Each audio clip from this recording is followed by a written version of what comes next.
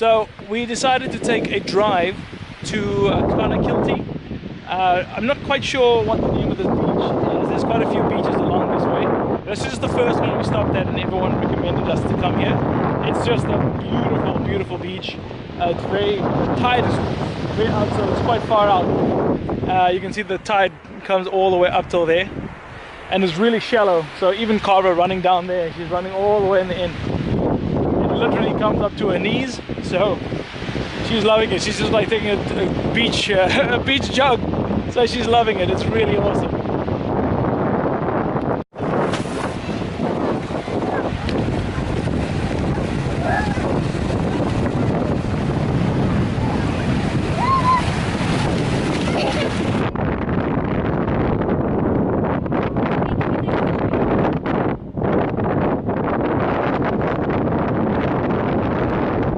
Alright, so we finished off at the beach. I just figured out that it's called Inchydoney Beach. Inchydoney Beach? Yeah. Inchydoney Beach. I'll put the title up here, so I can't pronounce the names here in Ireland. But it's just outside, maybe about a 10-minute drive outside the city of Clonakilty. That's it. Clonakilty. That's what it's called. And we're just gonna head to Clonakilty now because it's a beautiful looking town. And one thing I actually didn't realize would happen on this trip, I didn't realize that I'd actually get sunburned in Ireland. Because I am really burnt right now from being on the beach. You didn't put on any sunscreen today? Well, I put a little bit on. Okay. I mean, honestly, I didn't think the sun would be that intense. It doesn't feel like it. Because it's only 24 degrees. I guess the temperature doesn't really denote like how strong the UV would be. But it's still... It was a beautiful, beautiful day. Yeah, but it's a beautiful beach, beautiful day. Cara had her full. She's probably going to take a nap when we head all the way back to Cork, which will take us about an hour. But as you heard, yes, I want to go eat ice cream. So we're going to go do you want to eat some ice cream that first, and then we're going to head from there. No. All right. See you guys there.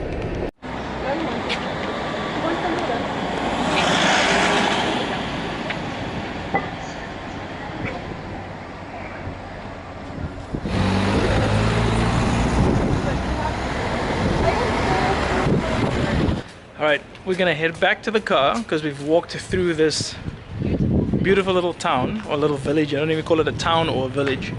But Ingrid actually said something very interesting, and I agree with it because it gives you that vibe of like if you go to Disney, and you know how Disney has those artificial towns like all over the place, and it feels like you're walking through one of those things, but it's not fake, it's real. But there's a candy shop, and there's like there's all these little artisan candy shops, these really old toy stores, these little cafes, these bars. Yeah, and it feels like it hasn't changed for like, you know, since maybe like post World War II kind of thing, you know, that kind of era.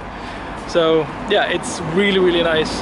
And it's all maintained, like it's all freshly painted. Yeah, it's beautiful. I mean, just look at this. I mean, look at all the beautiful colors of the houses and things. It looks really cool.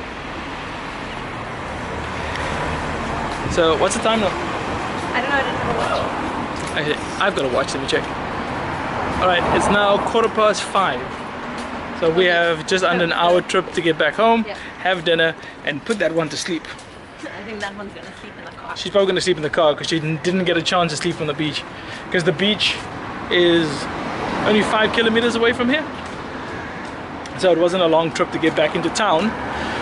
But if she gets a short little nap in the car, I think that's good enough. So I get the opportunity now, while Ingrid's putting the little one to sleep, to have a walk around the city of Cork.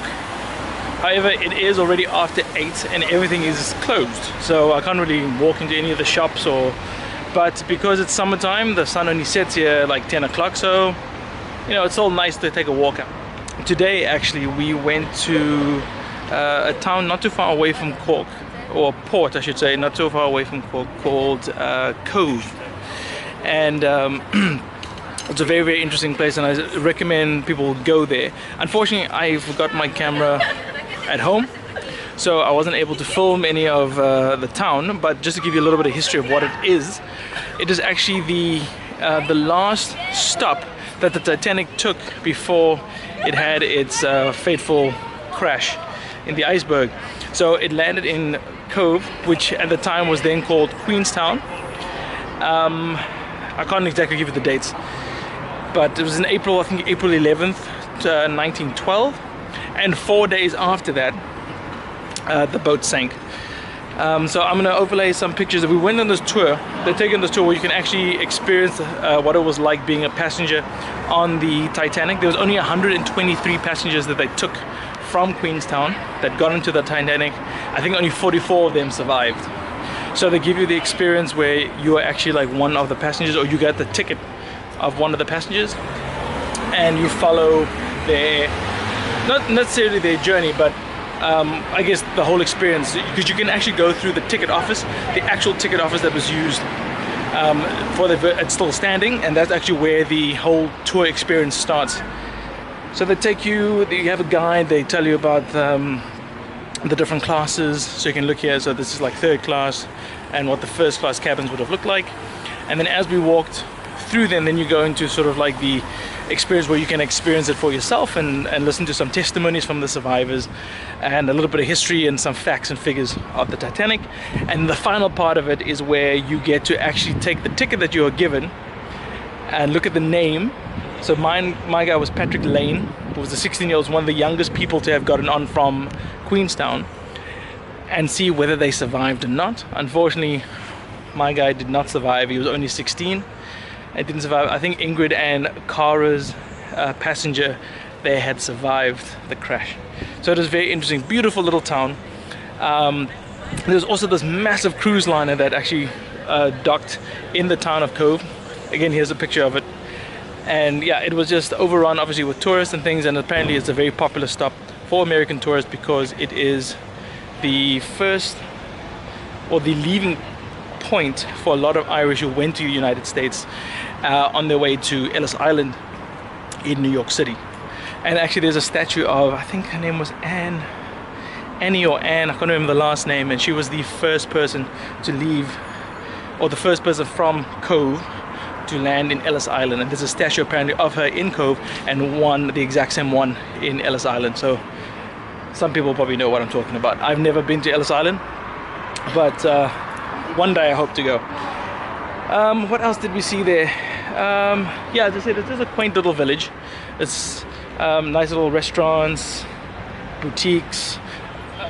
Yeah, but as I said, it's a lot of tourists and things like that, and it's a big stop. There's this massive cruise line, as I said.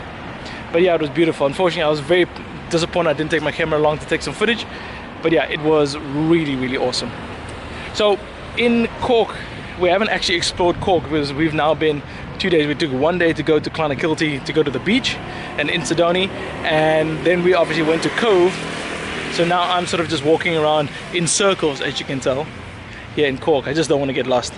But I'll take some video of my walk around here and see what the place looks like, and probably tomorrow, the day after, we'll explore Cork proper and see what there is to do around here. But so far, love the place.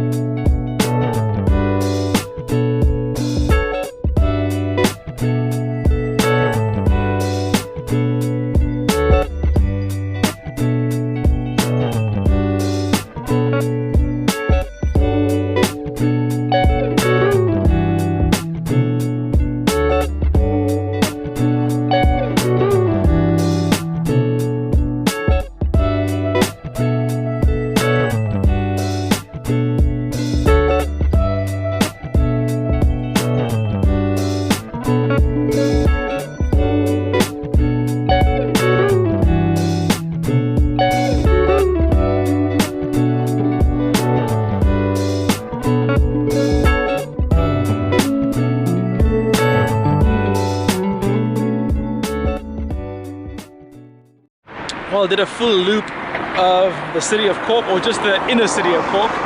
Obviously not the outer, because that'll take me quite a while, but it was quite a fun walk.